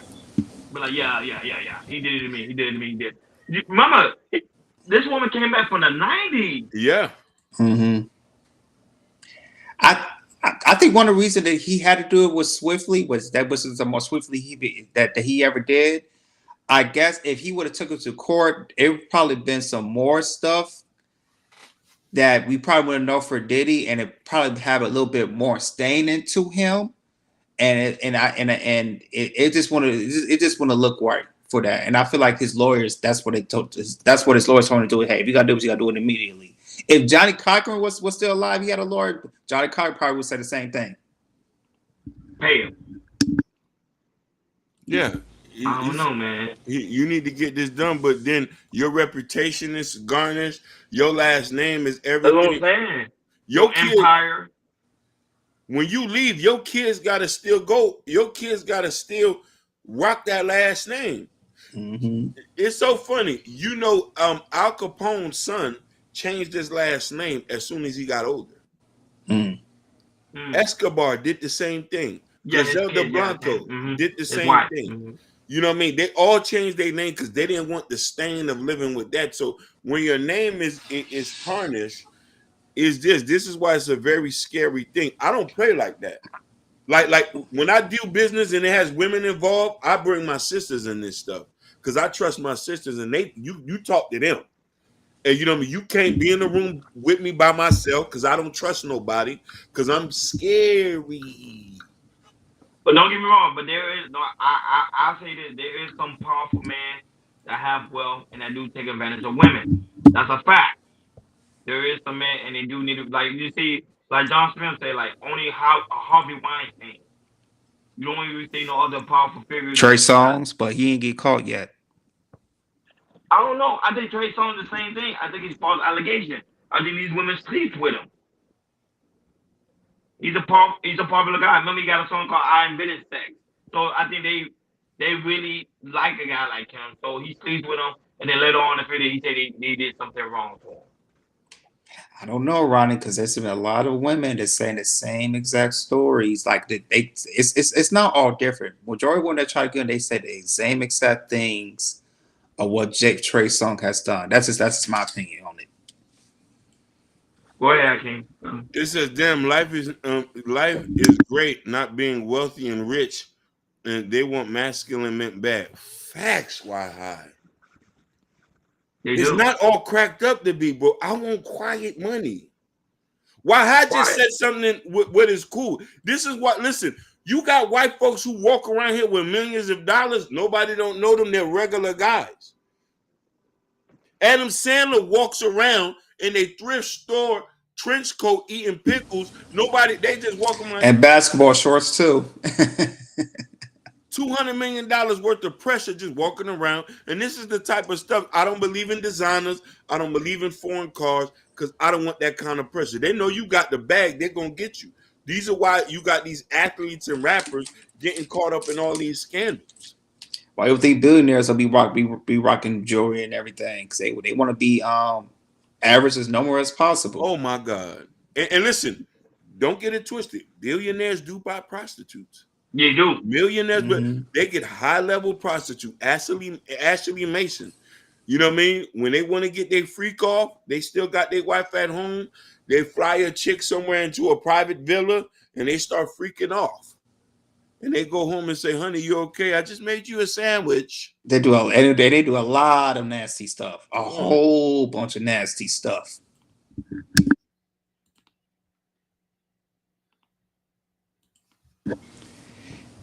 Any other thoughts? Because any other thoughts? Because I do have another topic for you guys. Yeah, no, that's it. As we close one, yeah. I know we getting close at the end, so yeah. That's Okay, I got one. I got one final topic for you guys. This is your boy Vaughn Kodak Black. So unfortunately, Kodak Black he got arrested for cocaine and other drugs, man. As we can see, this past ever since he's been out, he's been pardoned, and Kodak Black has not been doing good, man. He just been slowing down, going downhill, man. And I just pray for Kodak to get some help, man, because right now he definitely needs some help. Go ahead, I can't play the video, and after that we're gonna chop it up with Kodak Black.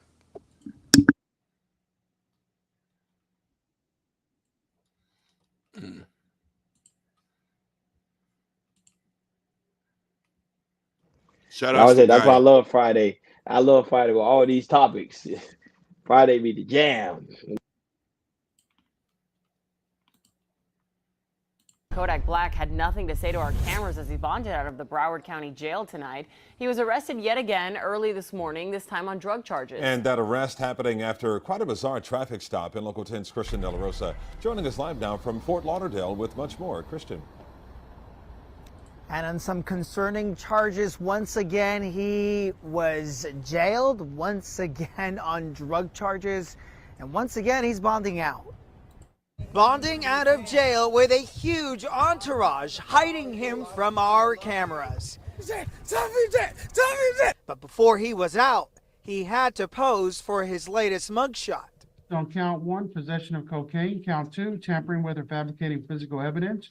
Count 3 is a traffic offense not before us. At 2 o'clock in the morning, police say they found rapper Kodak Black behind the wheel of a Bentley, sound asleep. The arrest report says it was here. The vehicle was stopped in the middle of the street on the 600 block of Northwest 47th Avenue in Plantation. Officers say when they opened the door to the vehicle, they smelled pot and alcohol. And after they got him to come out of the SUV, they reportedly noticed a white powder coming from his mouth.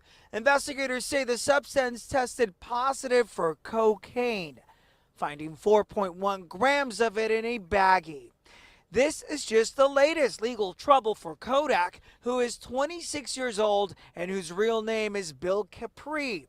He was also cuffed back in July 2022 on charges of trafficking and possession of oxycodone. Capri was also issued an arrest warrant back in February of this year after failing to submit to a court-ordered drug and alcohol test. And the judge also ordered Bill Capri to submit himself to random checks for alcohol and drugs while he's bond out. Live in Fort Lauderdale, I'm Christian De La Rosa, Local 10 News.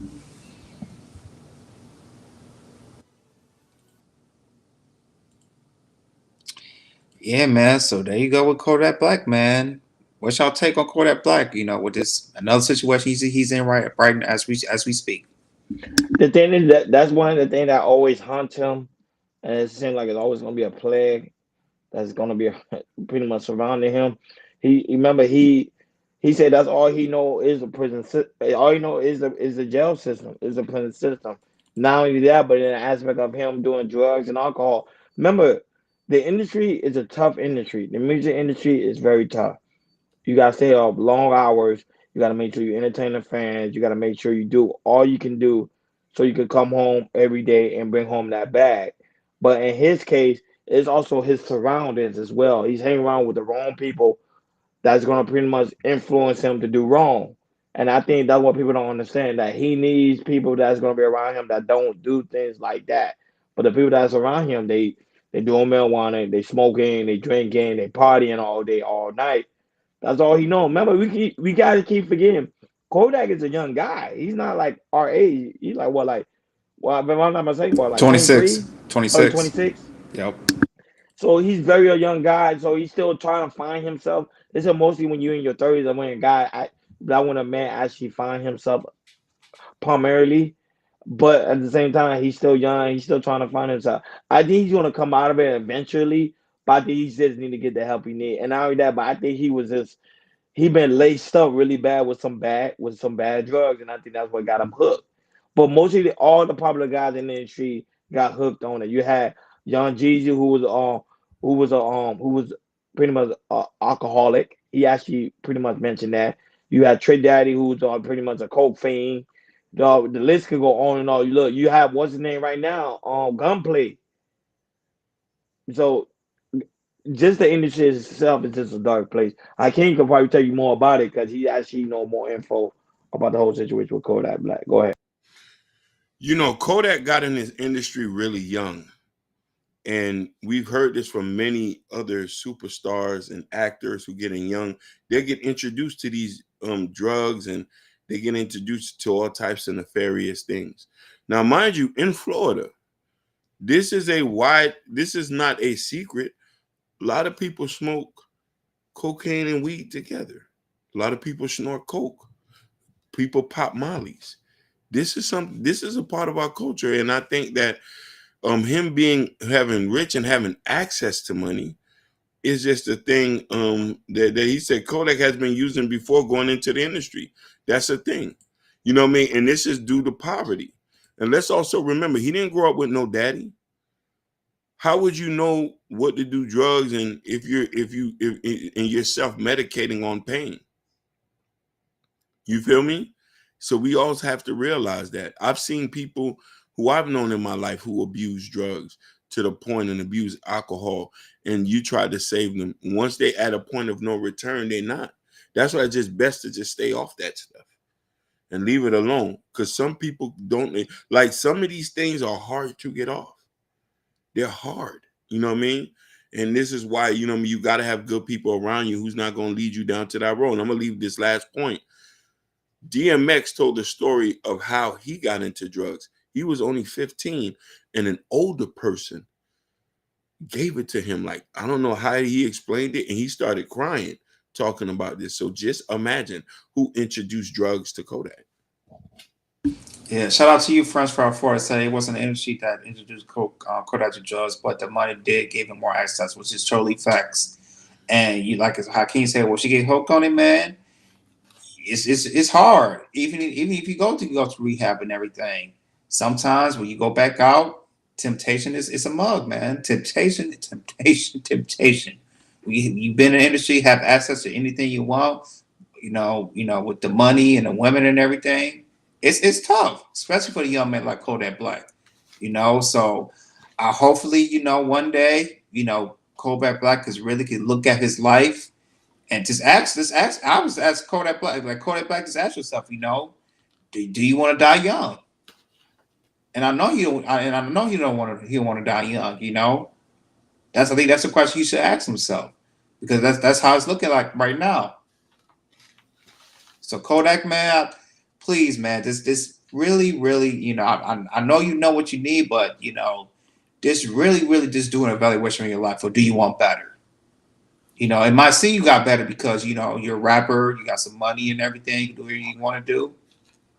But at the end of the day, man, what are the things that you're going through that you probably could, you know, fix in your life to make you a better person? Yeah, not that much. Shout out to the lovely Natasha Vincent. Go ahead, Jordan. Oh, shout out to you, Natasha. Shout out to you. Yeah, man. Yeah.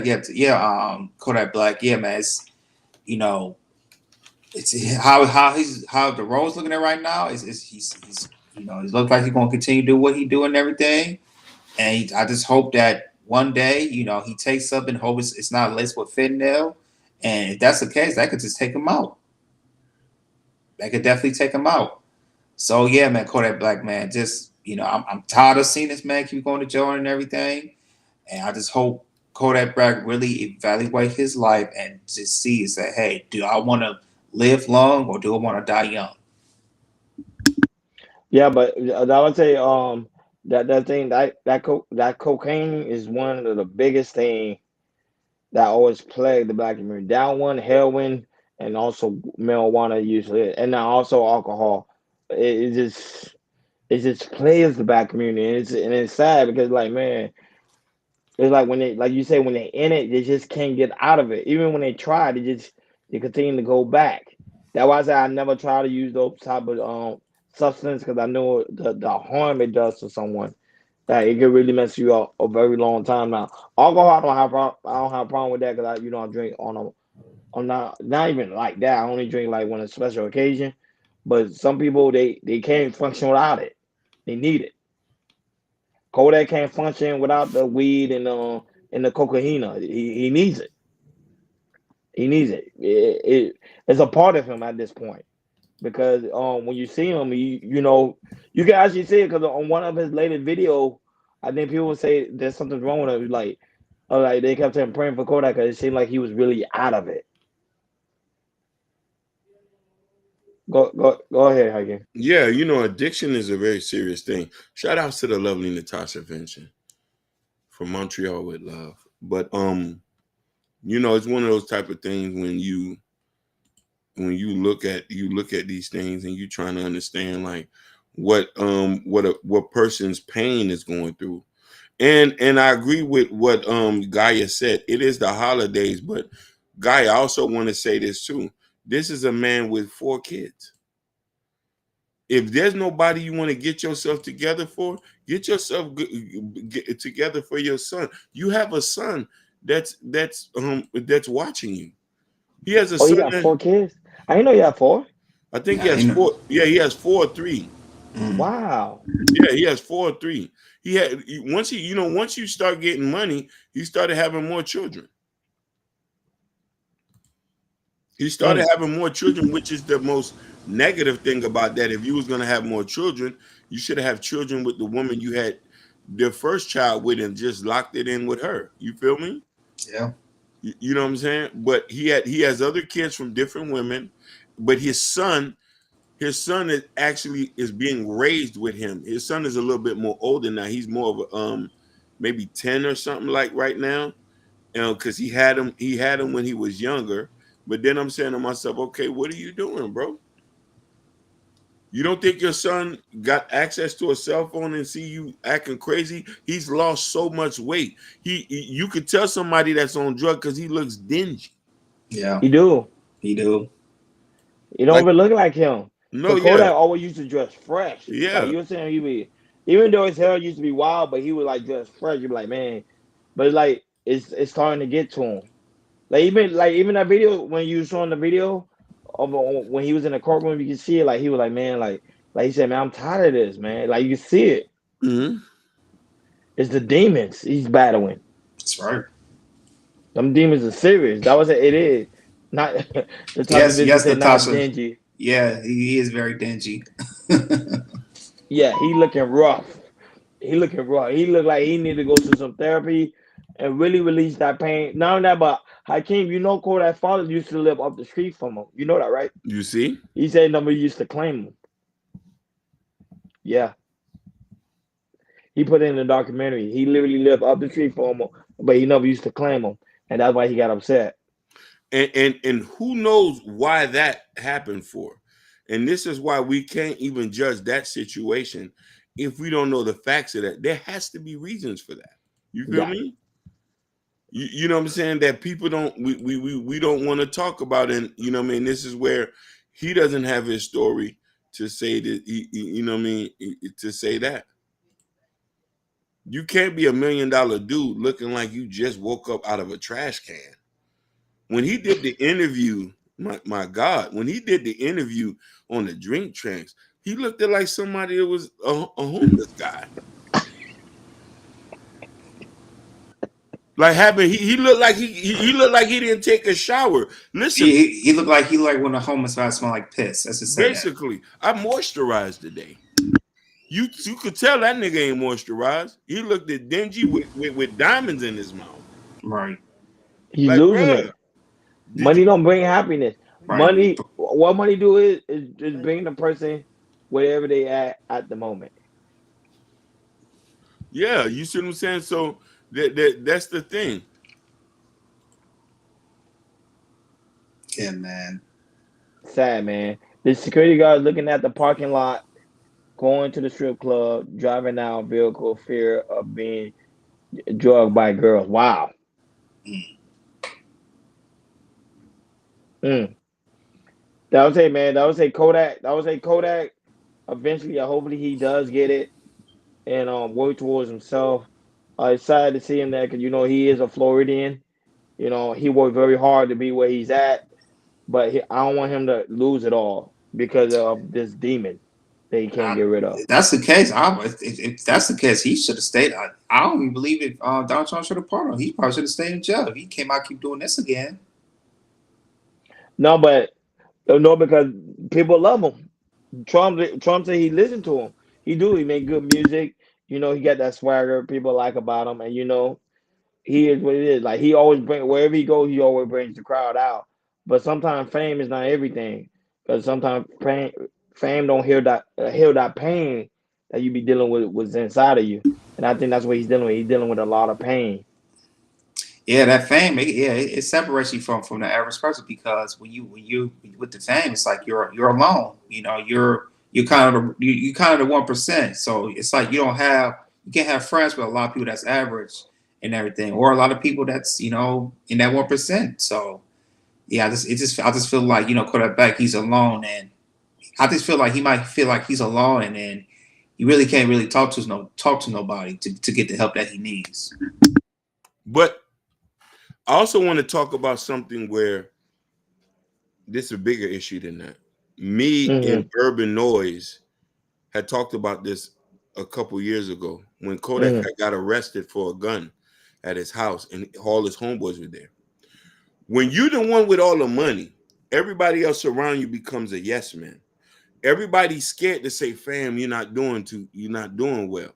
He has no OG, nobody to hold them accountable. Who you gonna tell who worth $4 million what to do if he's paying your rent? You want to make sure the money train is going okay. These guys were so scary, they let Kodak take the charge instead of them taking him. You can't, and this is why you need to have accountability. I also want to mention this guy's name, which I was very shocked about how reckless he been, and since he had a father, Cam Newton. Oh boy, yeah, you're right about that. That man is reckless with what he's doing. Go ahead, Candace. Please explain. His mother and father been together for 30-something years. They're still married. And he has been out here recklessly having kids from different women, have not married anybody. So I'm saying is this: he has all this money. Can his parents tell him what to do if he's financially taking care of them? And this is the same situation. No. You can't get rid of your homeboys who check you. And it's important to keep people around who's going to make you hold accountable.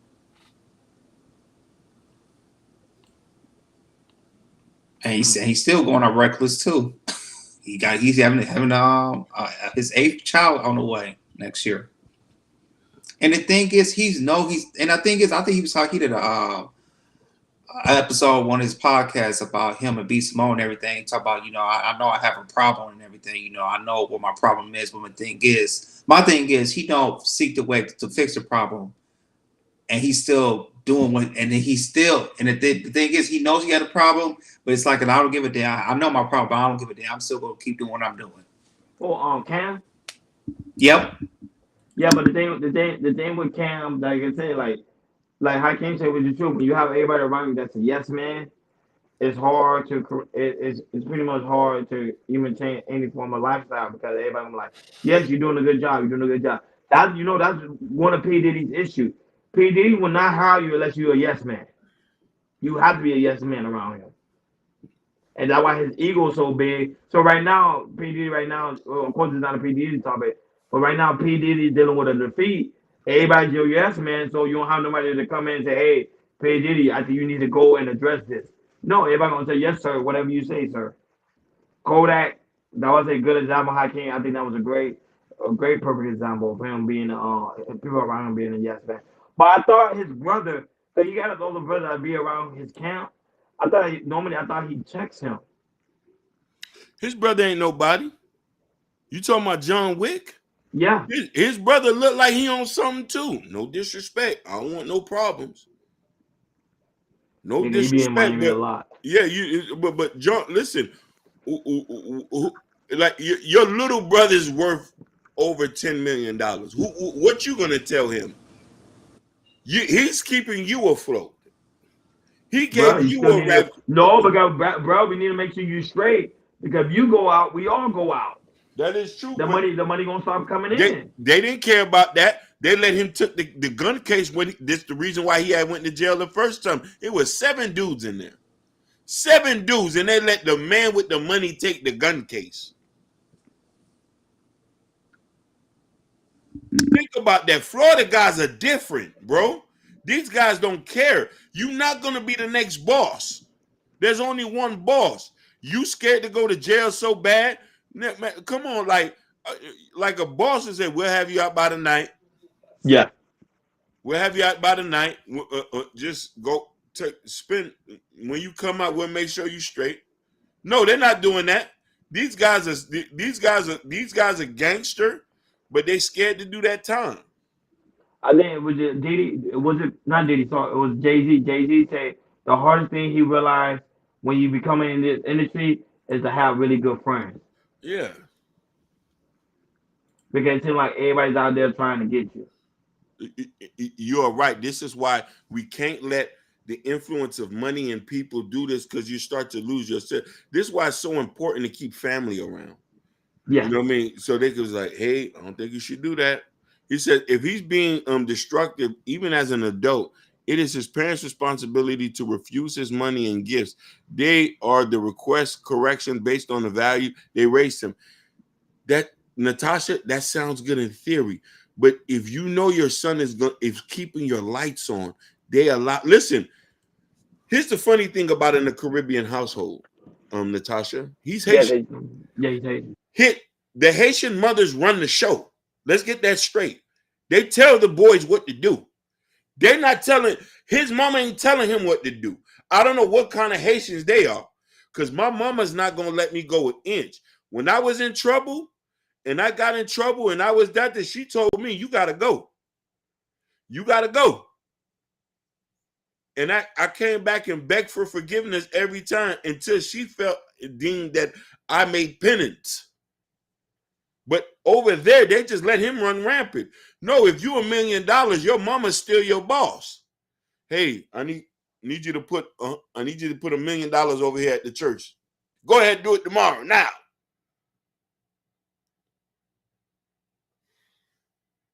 They don't got that. Why you think a lot of these guys are in the problems they is now? They have nobody to hold them accountable. Puffy, where's Puffy's mother? Why Puffy mother allow him to do whatever? And listen, you know what I mean? How you allow your son to go out here and be accused of this? Personally, if I had got caught up in that, my mother disowned me. She was like, he did that? Let me see the tapes. Oh, that's him? Okay. That's in our community. In the Caribbean community, the worst thing you ever want to do is to disappoint your mother. It's to disappoint your mother, because that last name here, and I say Caribbean, but any folks, but staining the name of your parents is the worst thing you can do in any family, especially poor folks. And I'm speaking from a perspective of being Haitian. The worst thing you can do is to dirty your dad's and mother's last name. They don't care about money. Right. Mm-hmm. They don't care about houses. They really care about degrees. Yeah. They care about degrees. They care about job titles. They don't care about none of that. Haitians don't even care about Benzes or Mercedes or nice cars. That shit don't mean anything to them. I learned that in figure when you know what I'm trying to say. We keep score by education and accolades. You becoming a police officer, a lawyer, a doctor. You becoming a pastor. They don't even respect musicians in our community. That's the craziest thing. Nurses, doctors are more revered as godlike figures. You could be a $1 million rap artist, and your mother still say you need to still go get a degree. That's a fact. But my uncle, my godfather was a God rest his soul. He was a doctor. Yeah. Facts. That's the one they really put highly respect. If you're a musician, they really don't. But that was say he's but Kodak, yeah, he's a different breed of Haitian, a different breed, different type of breed. He ain't none of ours. But remember, his whole life he always been in the street, so that's all he knows. Remember, he say when I was like 16, I was always jacking cars. So that's what he, that's all he knows. That's why I say, if he was part of our circle, we would have told him like, hey, Kodak, man, you gotta go get some help, man. You gotta get yourself together. If he was part of our camp. Urban North says Proverbs. Proverbs mention how it's better to have a good reputation because that's what lives on. Back. True, because they gonna remember you by your reputation. They ain't gonna remember how much money you had when you pass. Period. Look what Waha say. Waha say, Hakeem right. When I left home to the DFW, first thing Dad say, don't mess up our name. Free. That last name means everything, bro. They do. Free. Your dad don't care what you do. He say, yo, you going out there, make sure it's for something serious. Free.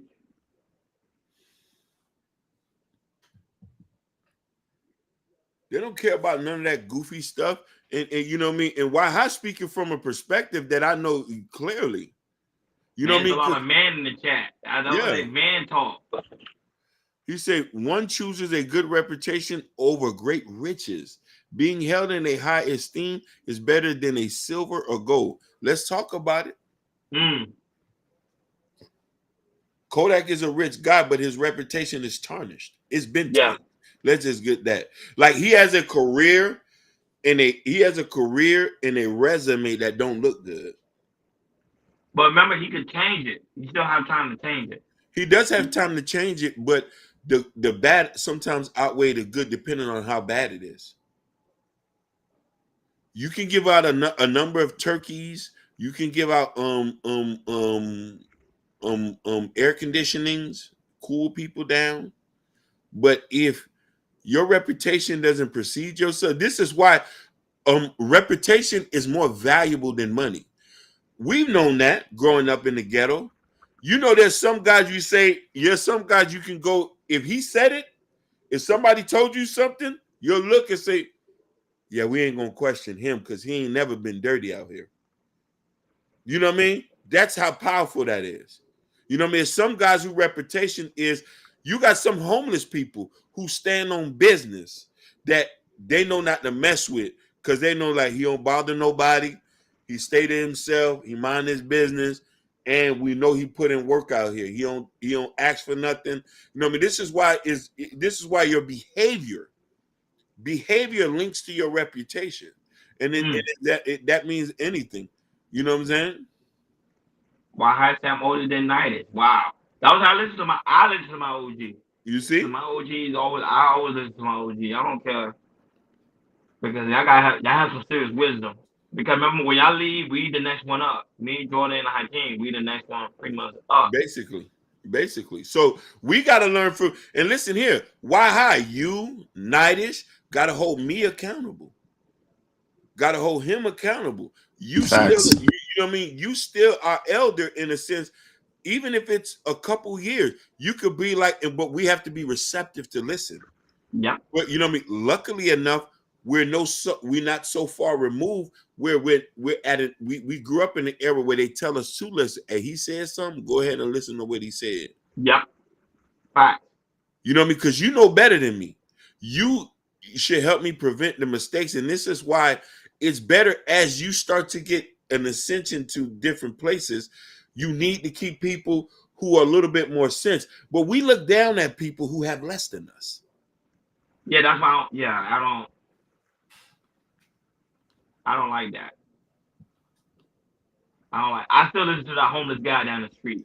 If he's speaking some wisdom, I'm listening to that homeless guy down the street. Yeah, because like I say, because he might be a fool, he wasn't, like I said, he might be an old fool, but he was a young fool too, and he can teach you some stuff that don't do what I did. Period. Yeah. And that one, guys, it's also Joe, very important to make sure you like, share, and subscribe, and hit that notification bell on the right hand side. Remember, we do go live each and every Monday, Wednesday, Friday, 6 o'clock Eastern time. Like always, appreciate you, Y High, First Town, Florida, Urban Noise, the lovely Natasha Vincent. Also, shout out to Adrian, man. Adrian Nicole. Shout out to you, sweetheart, for coming through. Really do appreciate the support. Shout out to Barry White. Shout out to King Dog. Shout out to Jabari. Shout out to Jabbar. He said his name, Jabbar. Shout out to Ashton. Shout out to Bobby Bryant. Shout out to the lovely Bobby Bryant. Shout out to Gore. Shout outs to Gore. Shout out to Gore, man. The chaos culture is all over. Shout out to DB, who also was here. Shout out to Bob with Big Heavy Podcast, was also in the building. I don't know. I ain't see with Sherry Bryant. Yeah, Sherry Bryant was there. Shout out to Sherry Bryant. She was very quiet today. I know it's Friday. Normally Fridays when everybody start winding down, getting ready for their lovely weekend. Of course, we're going to enjoy the football game. We got a lot of games coming up this Sunday, so it's going to be really, really cool.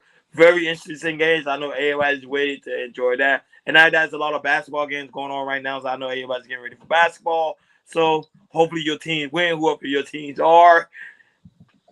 And also, it's also very important, guys, that you go to KL Culture Radio community. Hold on. There's anybody on Twitch? I didn't say Joe No Heard Him, but shout out to Joe No Heard Him because I know somebody. Huh? That's it. Shout out to Joe No Heard Him. Shout out to Joe No Heard Him. Shout out to those that were watching us earlier on my IG and also watching on the KL Culture IG. We really do greatly appreciate you guys. Shout out to the Hakeem. You know, people actually goes back after the show's over. They actually go and watch us on Facebook too. So shout out to those that actually go back and watch us on Facebook and leave comments.